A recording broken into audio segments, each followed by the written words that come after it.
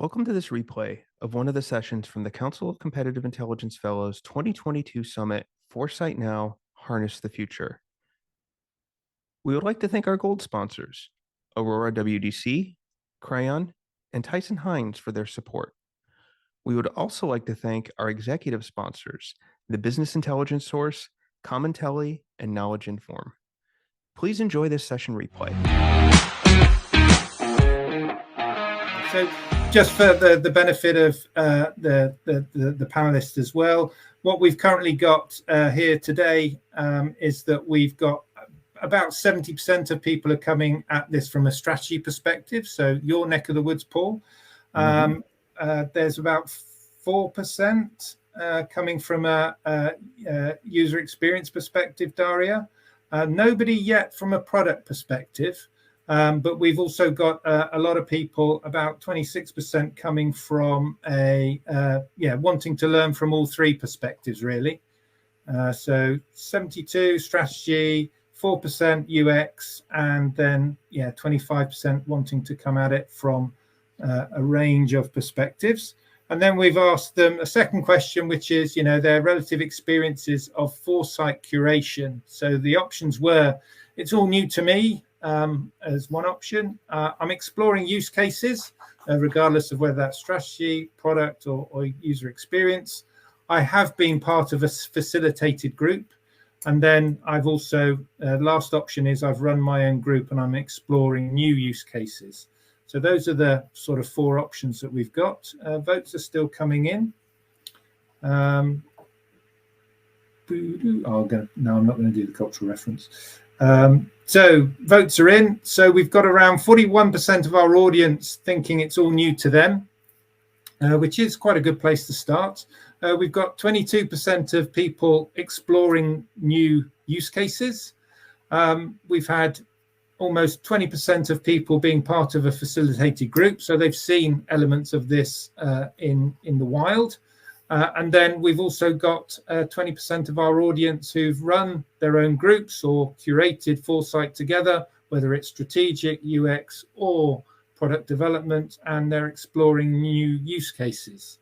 So, got a mixed audience. They're not all beginners, and we're very much sort of talking to an audience who knows which way is up, which is always good to know.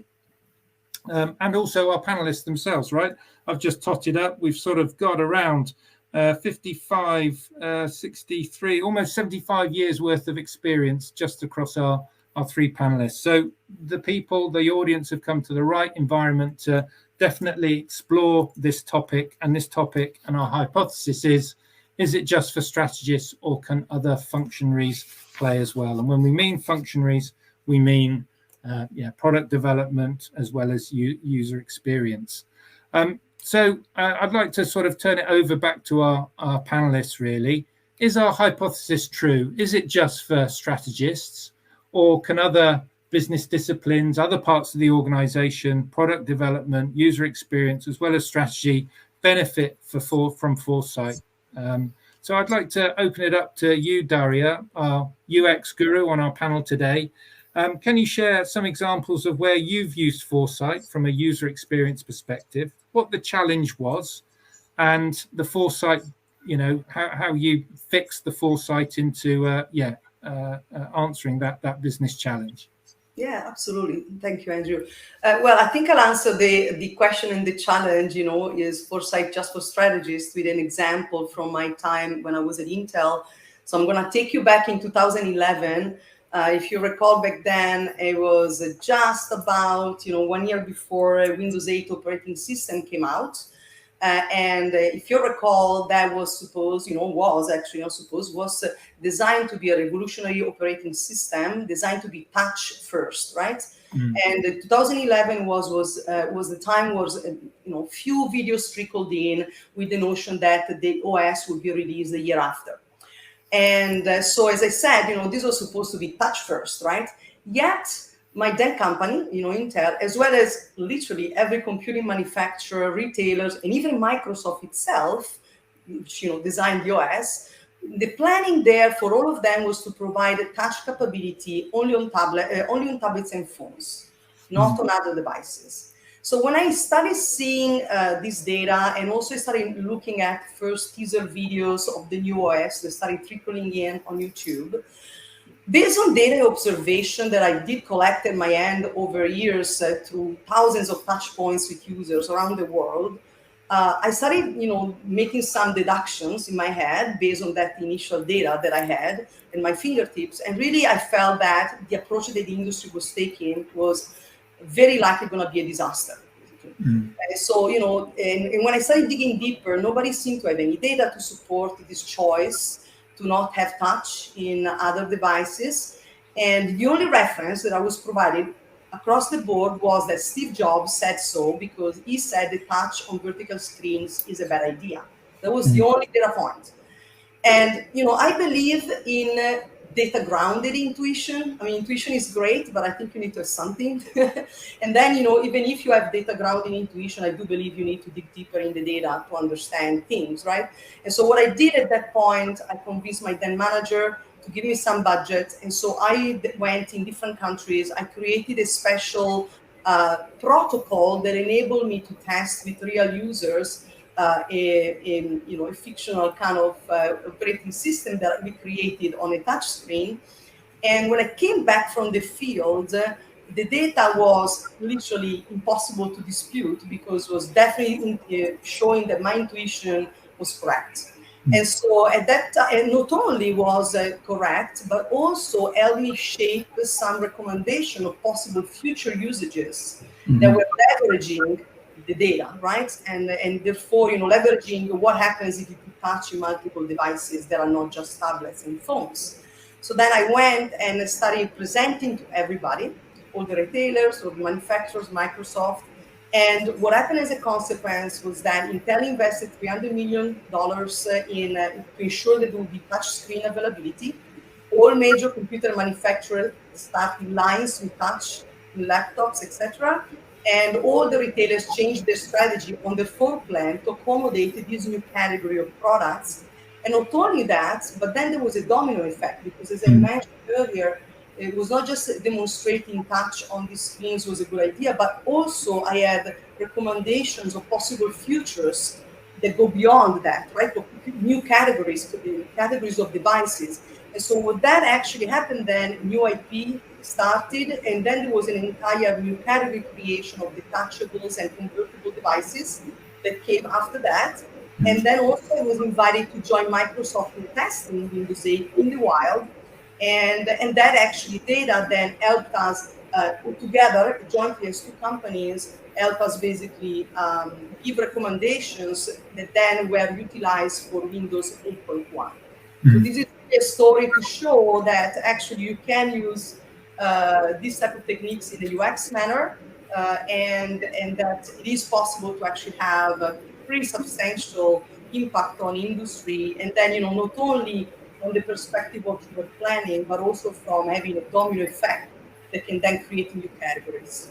Yeah, no, that's awesome. Thank you very much indeed for that, Daria. Dread to think what life was like back then with Windows 8. I've only grown up with Windows 10 and 11 going forward. Ollie, what about you? Given the introduction you shared and how the challenge is that you're basically testing product concepts that have no real context, how have you used Foresight to ensure that the product development cycle ensures that things don't just land and flop, but land and fly? How have you sort of used the Foresight tools, techniques, and other approaches to address some of the business problems you've encountered? Yes, so we often work on projects where a client has an interesting product idea and they think this is a great product, but I don't know quite who to sell it to. And our role is to work out who is a good opportunity, a good target for them. And that will often involve people in more specific kind of functionary roles. It's kind of back to that core question. So we will often need to involve people in sales, in marketing, in innovation, particularly in R&D if it's a kind of more technology-based product. And we go through those initial ideas for, okay, who might this product be relevant to? And so we start off with that kind of broad team, which is more of a collaboration between maybe a strategic team and the more functionary roles.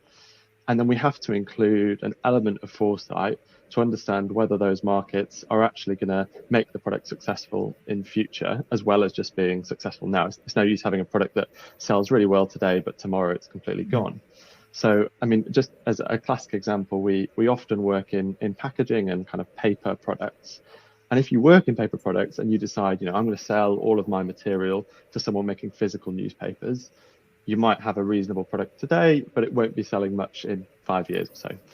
If you had that same material and you're going to decide, okay, actually, I want to sell that to companies that are replacing all of their plastic packaging, which is, less and less acceptable in today's more sustainable worlds, we're going to have a product that is going to be much more successful in the next 5 years, the next 10 years, maybe even the next 20 years. And so that kind of development process from this is the initial idea, what could we do with it, all the way through to, okay, this is an idea that could work here. Will it work today? Will it work tomorrow? Will it work in 10 years' time?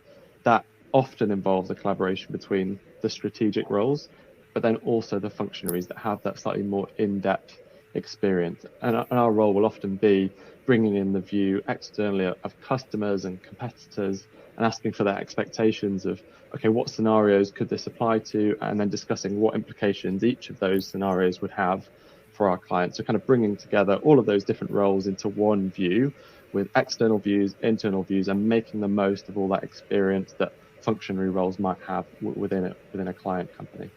Yeah, that's an interesting perspective, the way, that paper-based, product with meta trends and macro trends that are, perhaps known a lot by more people in the public domain, and how that then clouds their product development. No, thank you for that, Ollie.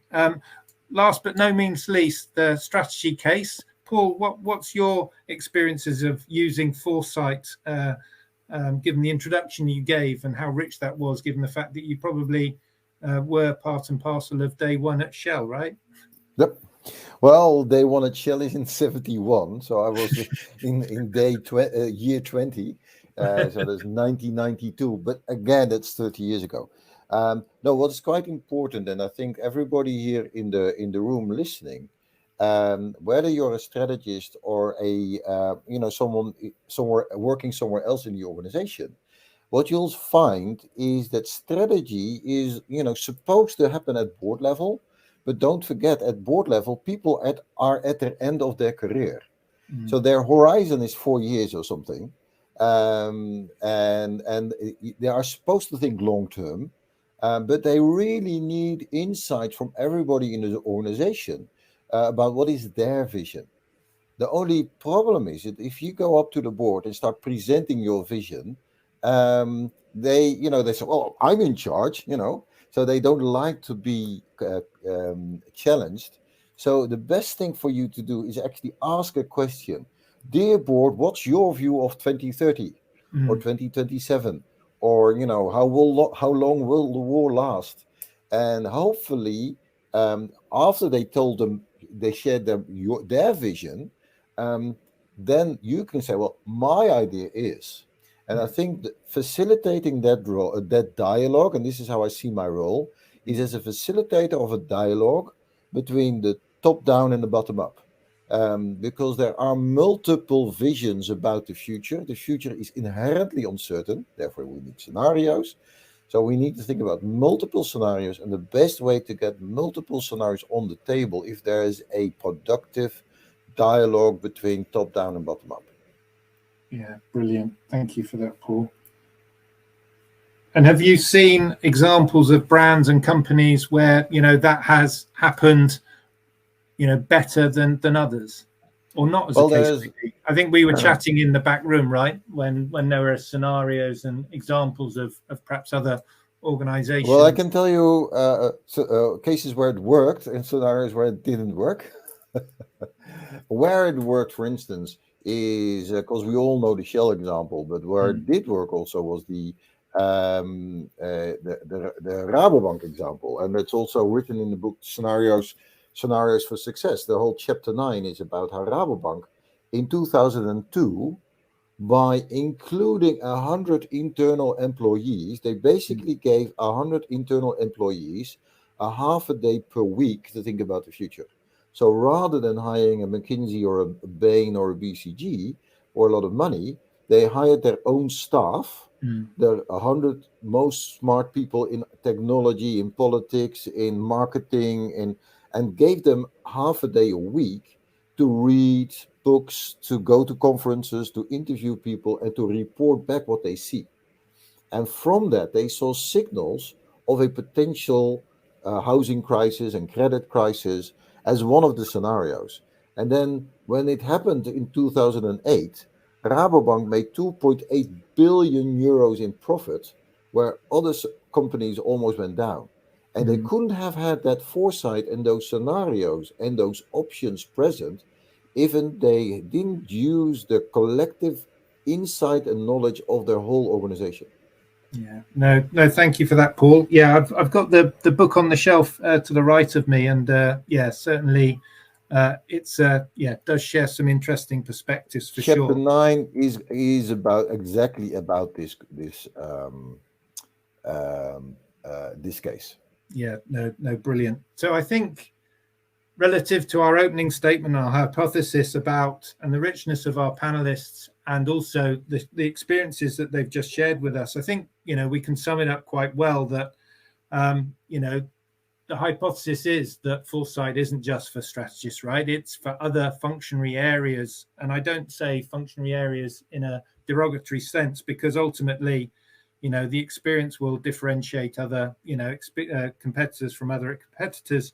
And also, it has its role, because projects get started and they fail. So actually bringing some of that Foresight agenda in terms of the product development, the marketing, and the user experience, not just for strategy, is pretty critical. And I think there's a lot for everybody to take away from just this opening segue in our panel debate. That it is a way to explore other parts of the organization where Foresight and other beers have not reached before. So I think we've sort of addressed that opening bit, the extent to which it does or does not fit in terms of other parts of the business. So Foresight is critical. So while listening to some of your colourful, a lot of your colourful anecdotes just then, and I know that when we were backstage, Paul, you talked a lot about scenarios versus forecasts. And for our audience's benefit, what other techniques and approaches have you found really helpful, other than just scenarios, for foresight-based outcomes? So, Paul, I'd like you to start there. Well, what we currently use a lot is something that those are just tools that reads all newspapers in the world in all languages and connects the dots. So if you're in, whether it's in for the Ministry of Defense, or if you're working for a pension fund or a telecoms organization, this tool will actually find patterns that are relevant for your business, or new investments by companies in Taiwan that you probably couldn't read because you don't speak the language. And having scraping tools that reads every language to do your desk research actually speeds up the horizon scanning, and that will help you actually to formulate your scenarios and then to formulate your options. So that's just one of the, in terms of, and that's a high link with the whole topic of competitive intelligence.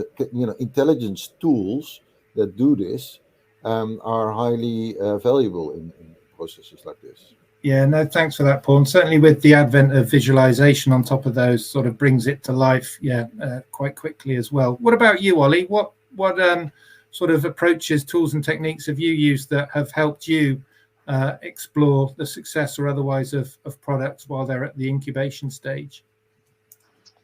Yeah, so I think we're all about bringing together that view of the wider market. And I think that probably breaks down into kind of three different areas for us. The first of which is what our customer needs, both now, do you really understand that at the moment, but also do you have an idea of what that is going to be in future? I think the second thing that we usually combine that with is what are the trends, what is changing? So what are the overarching trends that are changing the industry, and then what impact might that have on lots of different things, on your customers, on competitors? So that's the second thing, what's changing. And then the third thing is that competitor development. So do you know what your competitors are developing? How is their kind of offering changing? And are they planning to develop new things over the next few years? So if you can kind of bring together those three things, the customer needs, the overarching trends, and the competitor development, you've got the ingredients that you need to build that kind of robust strategy that will work for a range of different scenarios. And each of those you can do in quite a simple way, if it's a simpler topic, and you might be able to do on a slightly smaller scale. Or if you've got the resources, you can do it on a much bigger scale for a much more kind of complex product or solution. Brilliant. Thank you, Ollie. Last but by no means least, Daria, in bringing to life that challenge you had about educating and exploring with others how touch was broader than just tablet and phone. What approach, tools and techniques did you use to bring that to life? Well, I'm a designer as a background. I mentioned earlier, I'm an architect, right? So I do tend to go for the hands-on experiential type of techniques. And so, besides what has been mentioned already, I would add the techniques like, for instance, I like using like what if data collection techniques. There is different ways that you can kind of speculate in that. I do like a lot doing speculative co-design sessions, both with stakeholders and consumers. They bring a lot of insights. You can bring some of that data that has been mentioned, for instance, by Paul, into those arenas. And then another one that is probably the one that I like even the most would be future experience prototypes. Right, so you can actually like the example that I gave earlier was in a way a prototype or a future experience because there was no OS available to me in the moment.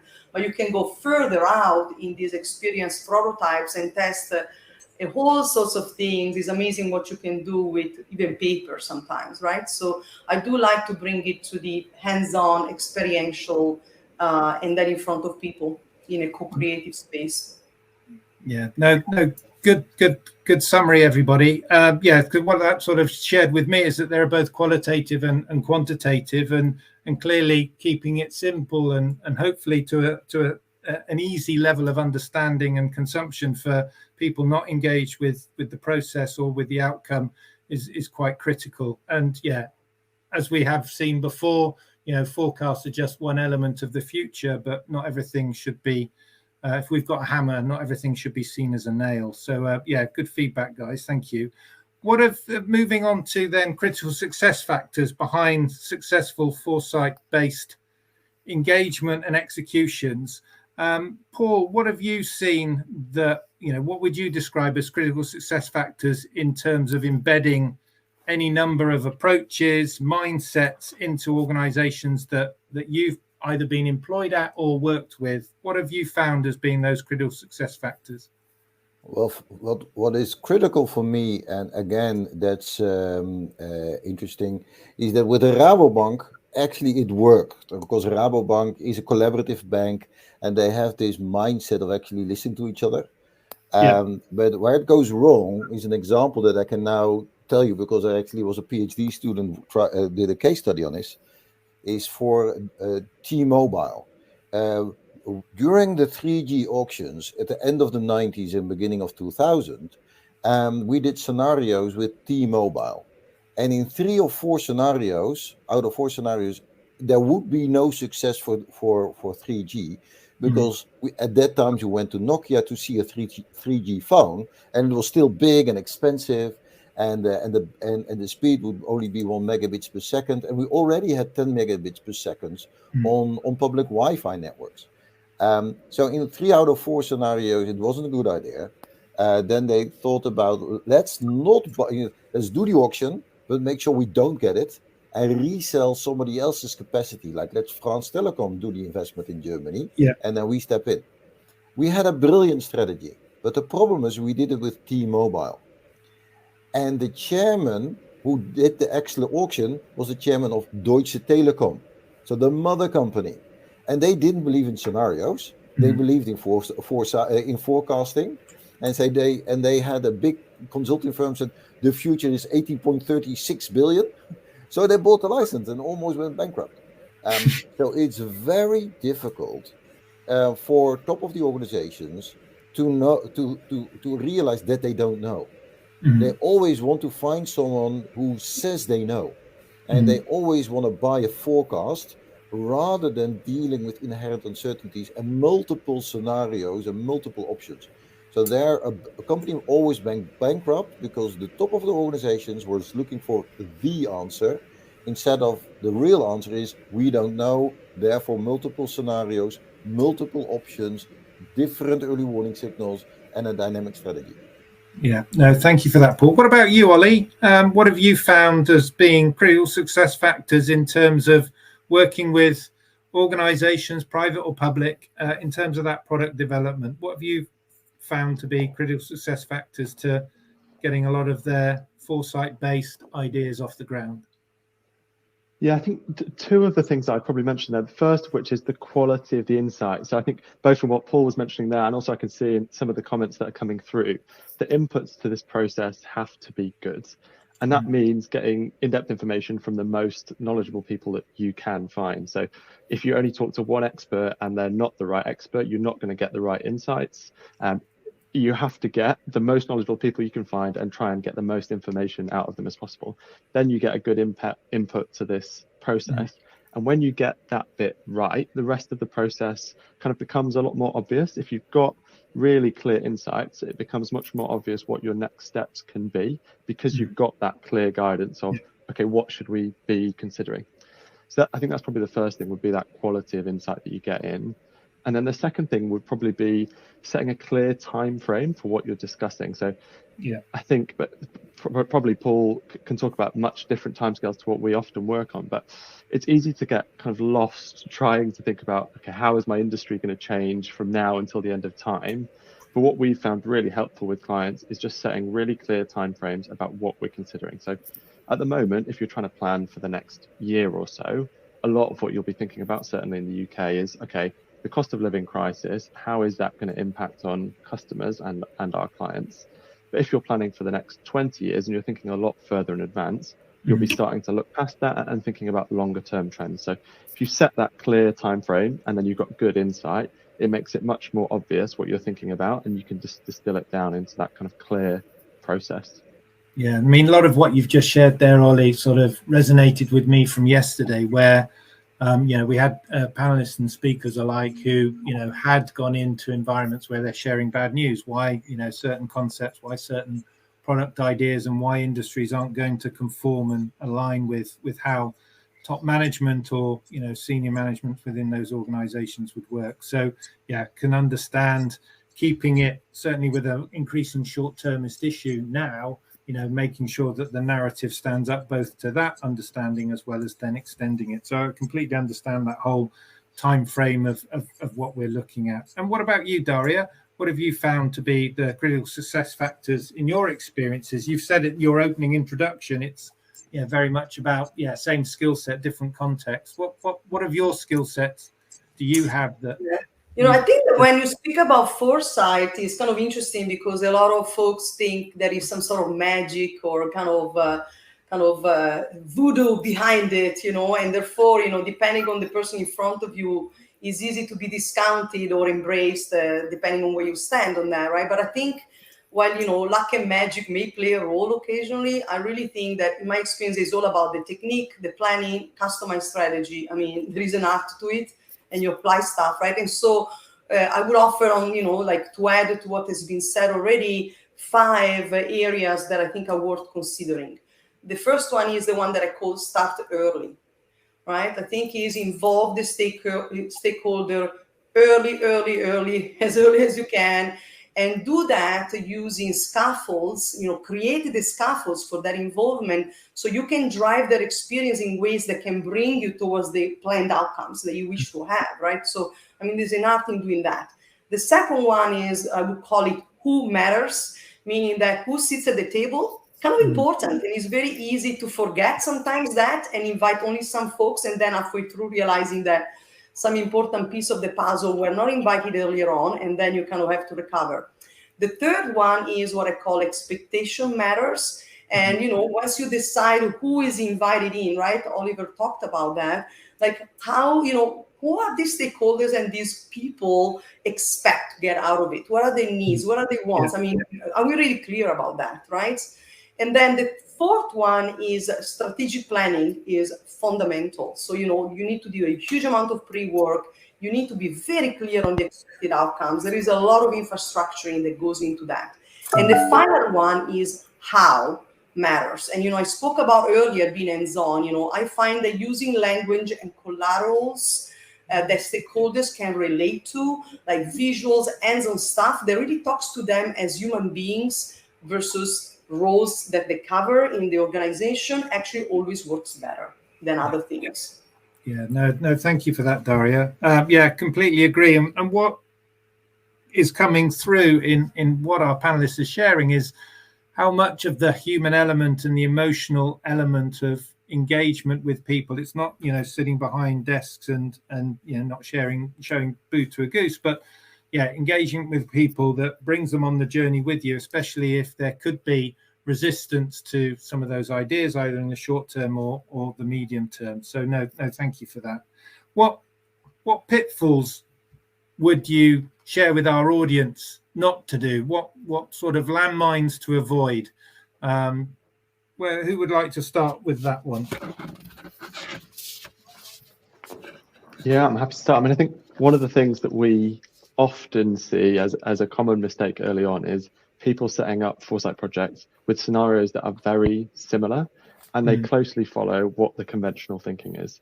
So it's really important that you build scenarios that are quite different, so it enables you to build a plan that is robust and works for different realities. I mean, I don't know how many businesses were planning for an event like COVID, and therefore which ones did well out of it. But rather than choosing the most likely scenarios that are all quite similar, you need to choose diverse scenarios that cover a wide range of possibilities.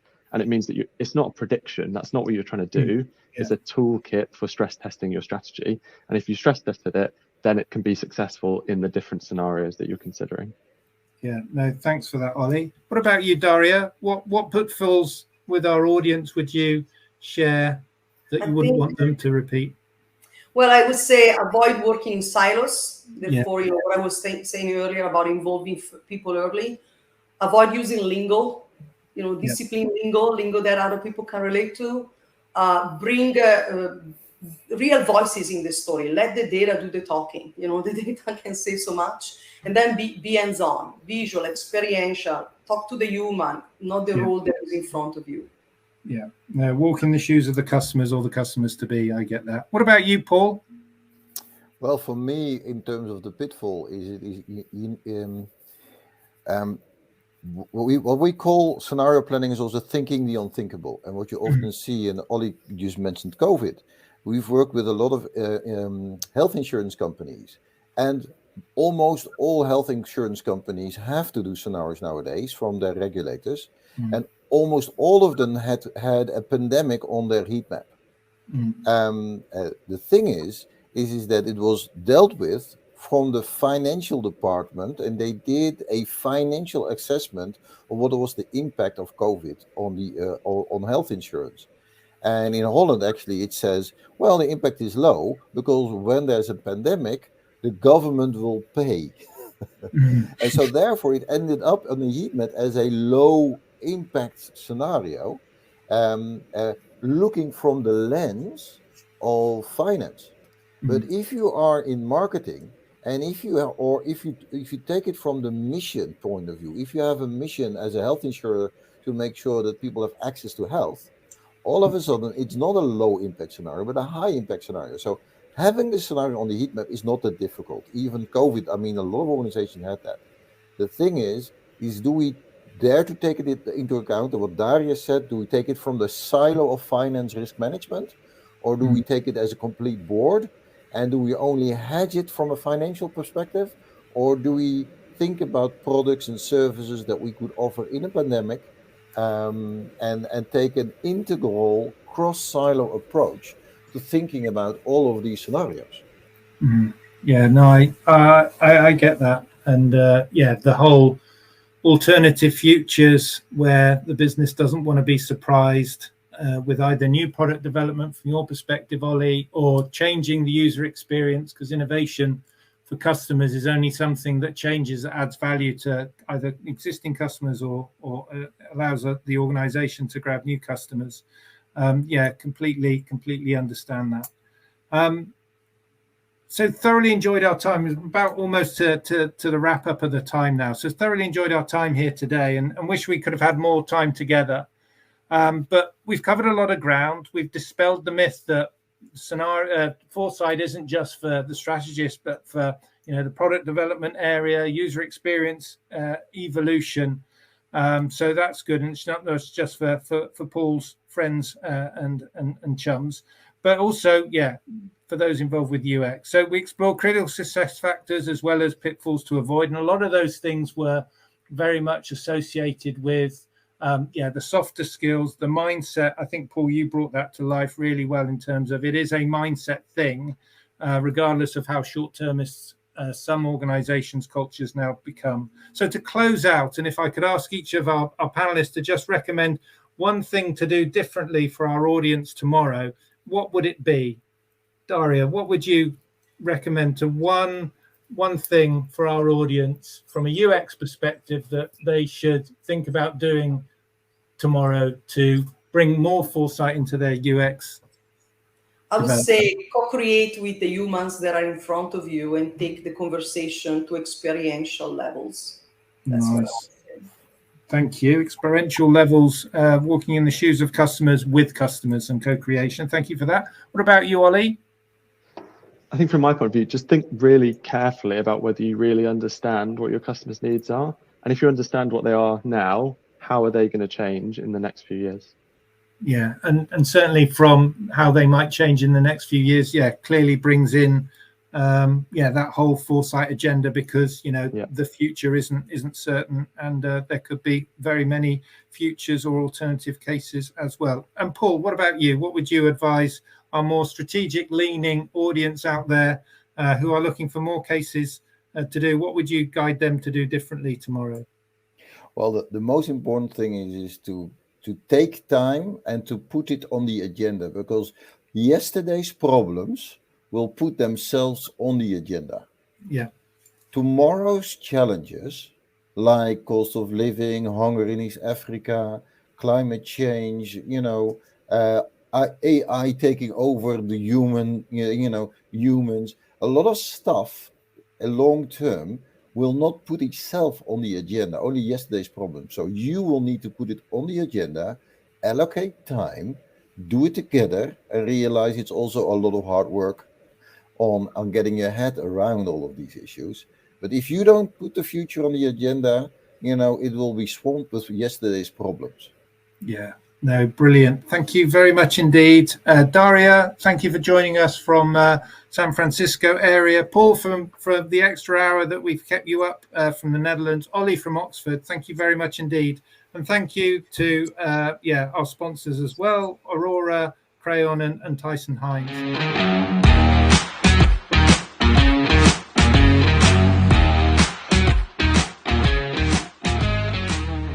Hope you enjoyed this session replay from the Council of Competitive Intelligence Fellows 2022 Summit, Foresight Now, Harness the Future. We also hope that you'll join us for future educational programming that advances the field of competitive intelligence and adjacent fields. If you'd like more information about future events, the Fellows, or our competitive intelligence community of practice, please visit the link in our Vimeo profile. Thank you so much.